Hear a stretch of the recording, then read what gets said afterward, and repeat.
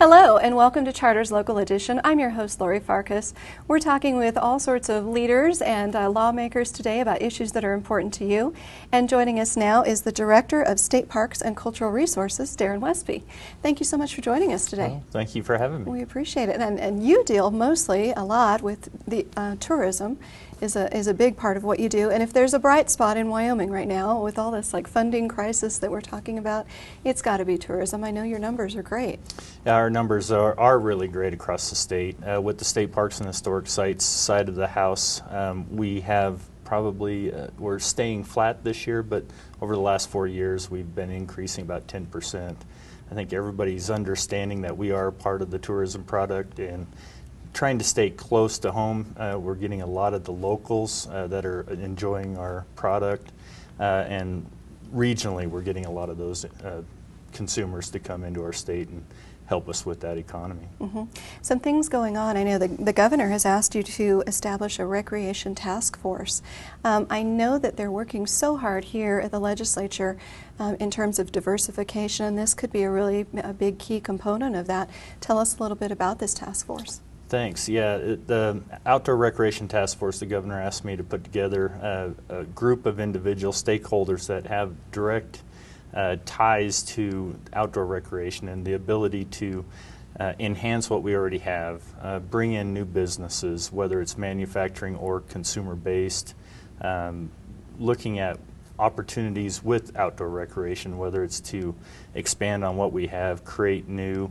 The whole purpose of it is that we have that tourism product, which outdoor recreation is a part of, but outdoor recreation is a very, very broad subject. Mm-hmm. And trying to come up with a list of suggestions that the governor can take and bring to the legislature to help us try to spearhead and take outdoor recreation as a monumental diversification to our state's economy. Mm-hmm. Yeah, it's just probably another source of funding. I know they're looking under every rock that they can to find more funding. Is tourism going to be able to help bail us out of some of these problems? You know, it's a great question, and the answer is yes, we can definitely help. Trying to get us tourism to that same level of what we're losing right now with the natural resource reduction. That's probably a big chunk. That is a big chunk. Too much. However, Outdoor Industry Association did an economic impact on what the outdoor industry and outdoor recreation does in the state of Wyoming, and it's about $4.5 billion in spending, wow, direct spending from consumers. It's about 50,000 jobs, 1.4 million in billion, sorry, B, mm-hmm, with the capital B, mm-hmm, in wages, and around 300 million in local and state taxes. So it has that ability to increase to help fill some of those gaps. And if we all do our jobs right with this Outdoor Rec Task Force and Diane, mm-hmm, Schober with the tourism, yeah, office, and Game and Fish really boost this outdoor recreation, we have the ability to help level out some of these troughs that we're going through, mm-hmm, and then when we are in a peak, really be able to fill some of those coffers for the next potential downturn. Yeah, and Wyoming is such a beautiful state. It's pretty easy to promote. It is. Wyoming has a very unique brand that we can align ourselves with so many different recreations, either sports or companies, and having that ability to bring those people into the state to not only showcase what we have, but test some of their products. So, mm-hmm, these manufacturers that build guns or rafts, they can build them here in Wyoming. We can test them here in Wyoming, mm-hmm, and we can showcase what they can do here in Wyoming. Oh, for sure. And that just, you try to align yourself with you try to align yourself with great brands. Well, Wyoming has a great brand, and all these other companies are starting to learn that. And if we can continue to grab them, bring them into the state, we're all going to be successful. Yeah, and talk about thinking out of the box. There's a unique event that you're promoting, and it's a solar eclipse event. Who would have thought there's such a huge following for this thing?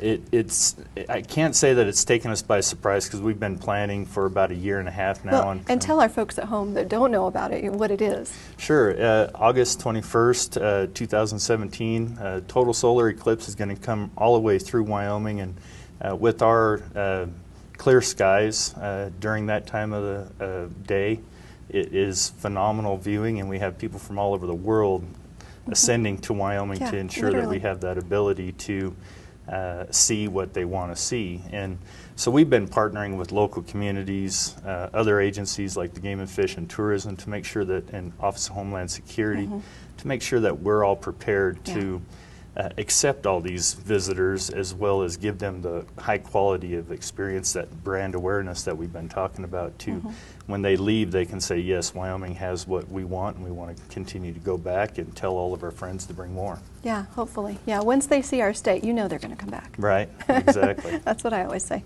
Well, thanks so much for visiting with us today. Thank you for having me. We certainly appreciate it. We've been talking to Director Darin Westby of State Parks and Cultural Resources, and you've been watching Charter's Local Edition, and we'll see you next time.